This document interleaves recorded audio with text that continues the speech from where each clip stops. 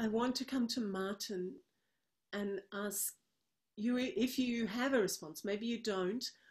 I think that often what happens, I heard a talk once by someone who said, you know, that when there's violence, domestic violence, what we have is a situation. This was a guy giving a talk where, you know, there's a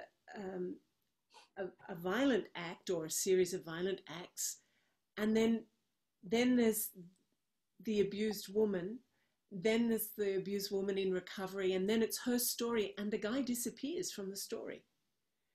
There's no more language that says this person needs some support to not behave like that.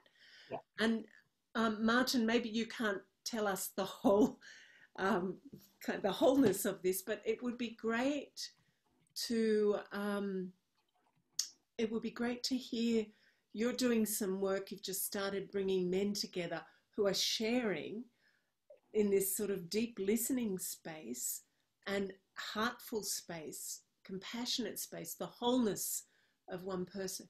And can you share with us a little bit? We're going to have to close in a little bit because we've passed our hour, but it's just too rich to just close off yet.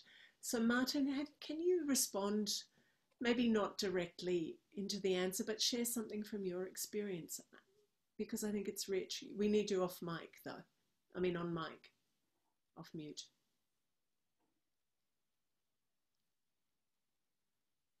Why can't hear you? You should be able to hear me now. Yeah. Yeah, cool. Hi, Pauline. How are you? So one of the projects I run is a men's circle here in the community of Wahroonga in Sydney. And over the last 4 or 5 weeks, I bring a theme to the discussion, and I've had 26 glorious men come and talk about emotions and finding a safe place to talk.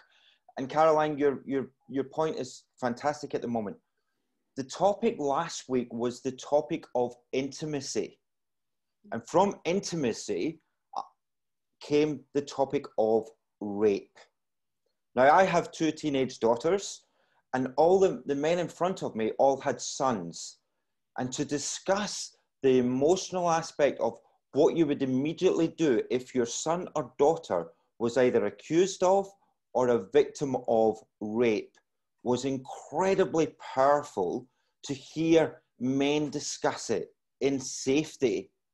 I was going to say before an act of rape happened, but to be able to discuss that's one of the many glorious conversations that we're having. And I would say that men are losing their voice in society just now because we're too scared.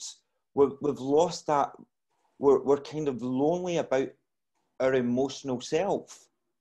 And I'm only facilitating this conversation, but it's enriching that men are now coming forward in a community environment. And you spoke very beautifully, Pauline, around, you know, when you mentioned the Uluru statement of the heart, how beautiful. We forget that it takes a village to raise children. What happens through life that we lose ourselves a little bit and we think we don't need that community again? We need that community more so now than we've ever needed before. Couldn't agree with you more, Martin. I think it's vital. And men, you know, there are a lot of men who do feel disempowered because the world is changing and there is a loss of that means of communicating their feelings.